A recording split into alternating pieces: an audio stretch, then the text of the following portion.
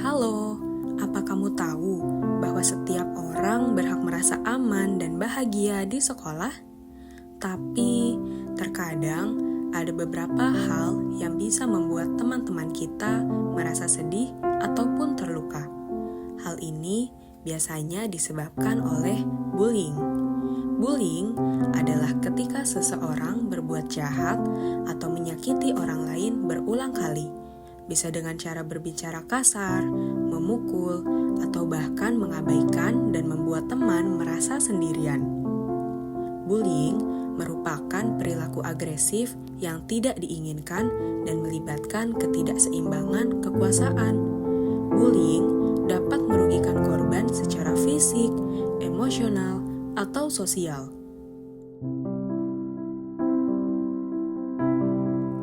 Bullying bisa berupa fisik, verbal, atau psikologis.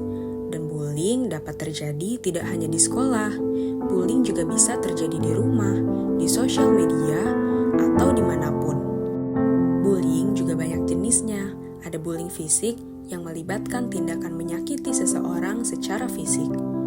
Ada bullying verbal yang menggunakan kata-kata untuk menyakiti seseorang. Ada bullying sosial yang melibatkan tindakan mengecualikan seseorang dari kelompok atau aktivitas.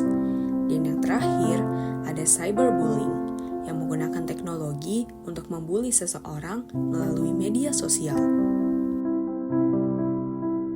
Terkadang, anak yang melakukan bullying merasa marah atau sedih, tapi itu bukan cara yang tepat untuk mengungkapkan perasaan mereka. Mereka perlu belajar cara lain untuk merasa lebih baik. Bullying bisa membuat teman kita merasa sangat sedih dan tidak percaya diri. Mereka bisa merasa seperti tidak ada yang peduli atau tidak punya teman. Bullying bisa meninggalkan dampak jangka panjang, baik pada korban maupun pelaku. Bagi korban, bullying dapat meningkatkan risiko depresi, kecemasan, kesulitan tidur, penurunan prestasi akademik, dan dalam kasus yang parah, pemikiran untuk bunuh diri. Bagi pelaku, bullying meningkatkan resiko masalah akademik dan perilaku kekerasan di kemudian hari.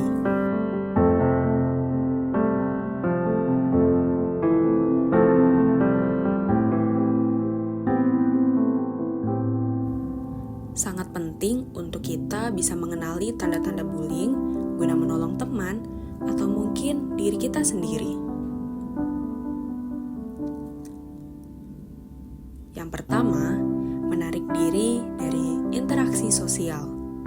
Yang kedua, cedera yang tidak dapat dijelaskan atau kehilangan barang.